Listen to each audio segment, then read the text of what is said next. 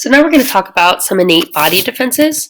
Note that we have two lines of defense here. The first line of defense prevents potential pathogens from entering our body, and the second line helps us deal with pathogens in a non-specific way after they have entered our body. And so as you go through, you can think about the different sorts of ways that these might protect us. Our skin provides a barrier. Mucous membranes can help trap and filter microorganisms or other pathogens and prevent them from entering our body. And these, yes, occur in our nose, which might be the first thing when you think of mucus, but also occurs in our saliva. It occurs in the vagina of females, all of those different things as well. Our skin has secretions and mucous membranes that also help with this. The second line of defense is there for those times when surface barriers can be broken. Pathogens do have access to our internal body. And so that's when this another innate line of defense comes in. Phagocytic cells engulf and destroy pathogens with that type of endocytosis, which is sort of where this is coming from. Natural killer cells as well promote cells to lyse or break. We have proteins that will intensify our inflammatory response, which I'll talk about in a second, is listed here as well.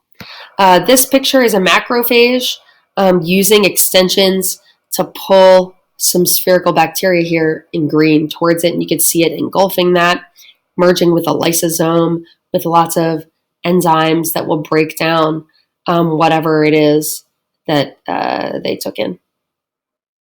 So let's talk about the inflammatory response, which I'm assuming you have experienced in some way. It's a non-specific response triggered when our body system is injured. And there are four cardinal signs to this: redness, heat, swelling, and pain.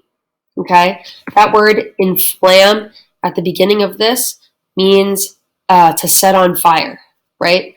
And so when our cells are injured, they release chemicals like histamines and kinins that cause our blood vessels to dilate, our capillaries to become leaky, hence redness and hence heat. We activate pain receptors, and these things help attract phagocytes there, white blood cells to the area. The increased blood flow accounts for the redness and heat. And so these are there for that, right? It begins with this sort of chemical alarm, and we also increase the permeability of our capillaries that allows our blood plasma, right, this liquid carrying our cells, to leak from the capillaries, causing swelling, and then activating local pain receptors in this area, right?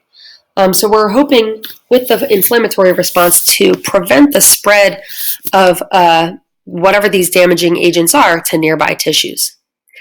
In some areas, we also get pus, which is gross, and yet something that is relevant here, right? Which is a mixture of dead and dying neutrophil cells, broken down tissue cells, and living and dead pathogens that our body is attempting to get rid of. And so this helps us sort of visualize what the inflammatory response is, right? We have some sort of injurious agent, our cells get damaged, we're releasing a bunch of chemical signals, and our blood vessels dilate, which leads to increased blood, which is redness and heat. That allows our metabolic rate for our tissue cells to be increased. Our capillaries become leaky. We get fluid that leads to pain and swelling, but it also means we can have clotting proteins that are in our blood enter and create a barrier to prevent bleeding from continuing. Excuse me. And then we also have these cells that come to the area due to that, remove the damaged or dead tissue cells, and also pathogens. And all of these ultimately lead to us healing in the end.